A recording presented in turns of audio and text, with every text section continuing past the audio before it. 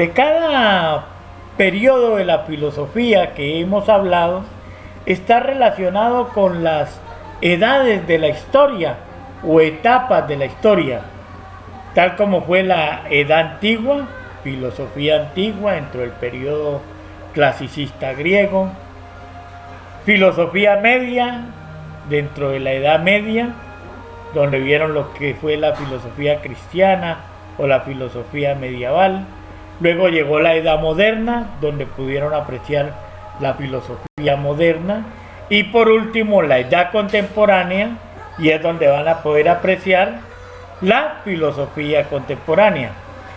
Pero quiero que tengan en cuenta algo importante. Y es que la Edad Contemporánea, y la que le da paso a esta misma filosofía, comienza con la famosa Revolución Francesa en 1789. Revolución que se llevó a cabo gracias a aquellos ideales que surgió por medio de los enciclopedistas en la Edad Moderna. Pensadores filosóficos que desde un punto de vista social y político analizaban el contexto en el que se estaba desenvolviendo la sociedad a finales de la Edad Moderna, donde había un gran sometimiento por parte de los ciudadanos hacia sus gobernantes y no existían los derechos que hoy en día se clasifican como derechos fundamentales o derechos humanos. Y es que los primeros precisamente descendieron de los segundos, de los derechos humanos. Pero para llegarse a esto, se dio primero dentro de esta Revolución Francesa un manifiesto que se conoció como los derechos del hombre y del ciudadano. Lo más irónico dentro de esta revolución y dentro de estos grandes pensadores filosóficos que la apoyaron, se da algo importante, que existía un machismo imperdonable, ya que empezando por el señor Robespierre, que es uno de los primeros gestores de esta Revolución Francesa, no aceptaban que las mujeres tuvieran voz y voto. Mujer que opinara algo al respecto era muerta, asesinada en la guillotina o sentenciada a morir en la guillotina. Una gran filósofa que poco se conoce de ella, porque la historia machista habla de puros filósofos, mas nunca se atreven a hablar de aquel pensamiento de la mujer, de aquella mujer filósofa que han transformado también la historia de la humanidad, como es la señora Olympe de Gouges o Olimpia de Gouges.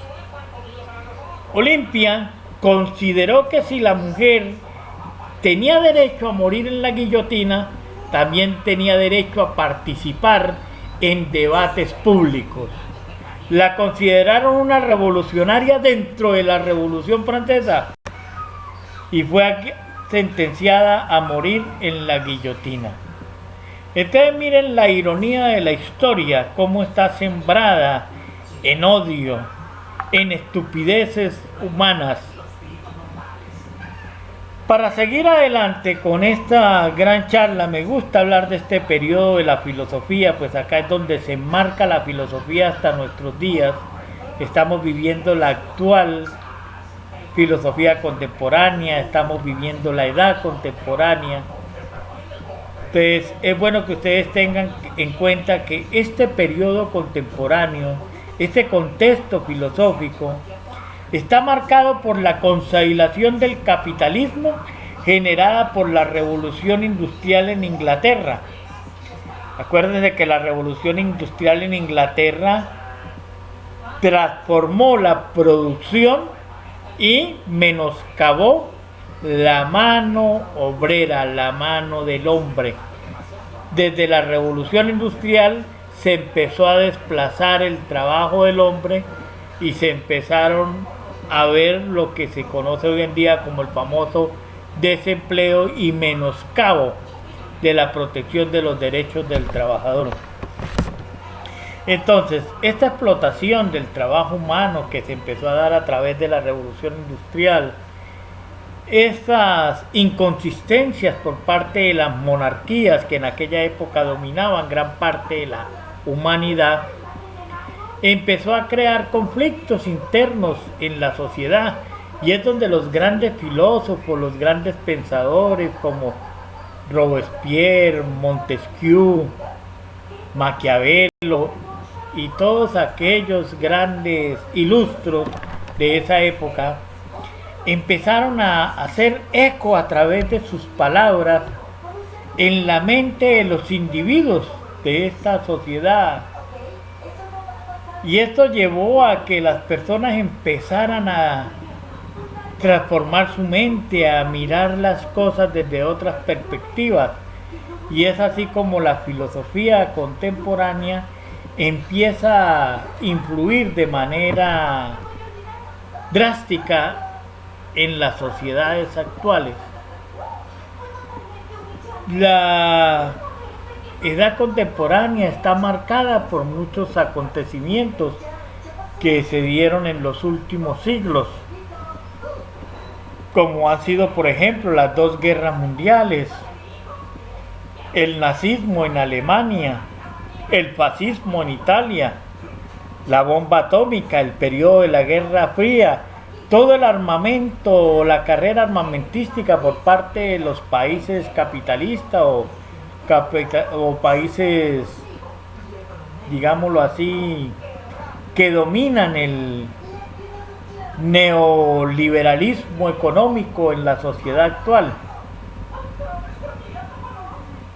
Dentro de esta filosofía contemporánea, ustedes van a encontrar en el material que ya descargaron, o el que no los ha descargado, lo invito a que lo descarguen.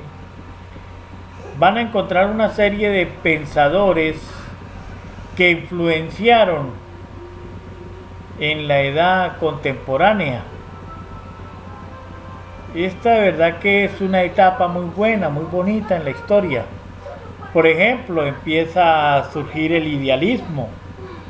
Y el idealismo es precisamente el que el ser humano empiece a maquinar ideas en su mente para liberarse de los lazos de la sociedad que lo someten y lo absorben día a día. Lo mismo otras corrientes como el vitalismo. Esto partió más que todo por el señor Schopenhauer, Nietzsche, Freud. Acuérdese que Sigmund Freud es el padre de lo que se conoce dentro de la psiquiatría como el gran pensador de este movimiento psicológico que transformó la historia. Yo creo que uno de los que más destaco es a Sigmund Freud, ya que él, a través de sus escritos, de sus estudios, demostró que el ser humano es único en su especie y hay una sustancia buena dentro del ser humano, pero que a su vez lo puede llevar a actuar de manera errónea. Por algo se le conoce a Sigmund Freud como el padre del psicoanálisis. Lo mismo Nietzsche. Nietzsche tiene un gran libro que se llama Así habló Zaratustra. Y ahí él demuestra que el hombre ha matado a Dios. Y dice Nietzsche, el hombre ha matado a Dios a través de sus actos, a través de su maldad, a través de todos esos errores que comete en su diario vivir. Aleja a Dios de su corazón. Y el señor Schopenhauer, pues otro gran filósofo de esta época, dice que el mundo es la representación de la voluntad manifestada en el ser humano.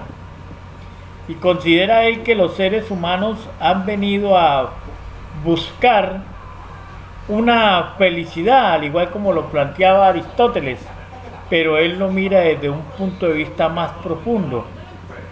La felicidad para Schopenhauer no es la misma felicidad que uno concibe como tal. Dentro de este orden de ideas, es importante que ustedes entiendan que cada pensador, cada filósofo trataba de dar su propio concepto, ¿ya? Entonces, por ejemplo, para Schopenhauer la felicidad del hombre tenía un fundamento basado en la prudencia y la ética. Según Schopenhauer, si el hombre no era prudente ni ético, difícilmente iba a ser feliz.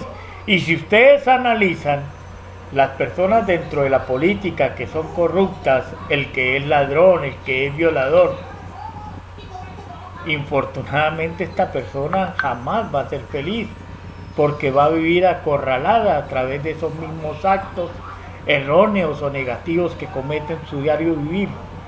Yo le llamo actos erróneos o negativos a lo que la religión le llama pecado. A mí en lo personal el pecado no existe.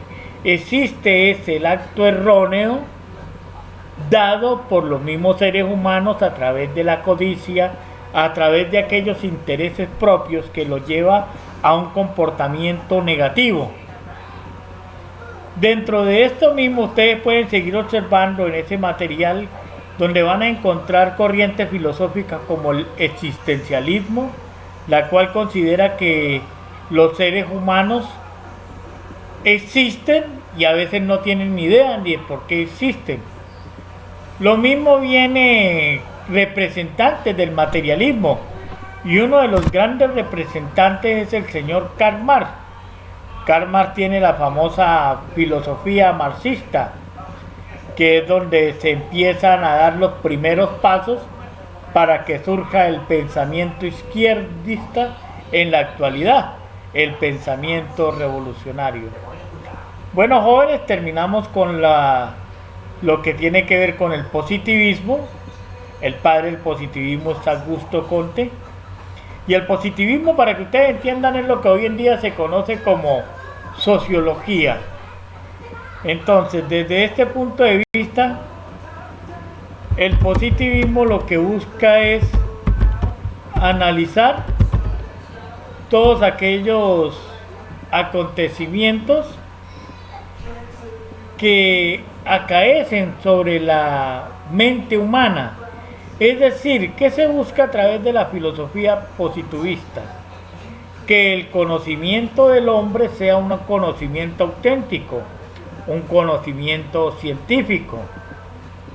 Entonces, si lo vemos desde un punto de vista epistemológico, pues se puede decir que es un conocimiento que, sin valor o sin perjuicios, el hombre crea ideas previas a priori, mas no se fundamenta en lo que puede ser una realidad o una falsedad. Esto para que ustedes puedan observar la manera en que cada corriente filosófica influye en la mente humana. Si ustedes tienen dudas y desean apreciarse de más aspectos importantes, por esto pueden consultar en internet. Gracias al positivismo es que más adelante surge la famosa ciencia llamada sociología, y esta precisamente se deriva del mismo positivismo. Entonces, jóvenes, terminamos con lo que es la fenomenología, y esta es otra corriente filosófica muy importante dentro de estas corrientes filosóficas, ya que la fenomenología pues se puede entender como una ciencia que se encarga de estudiar todos los acontecimientos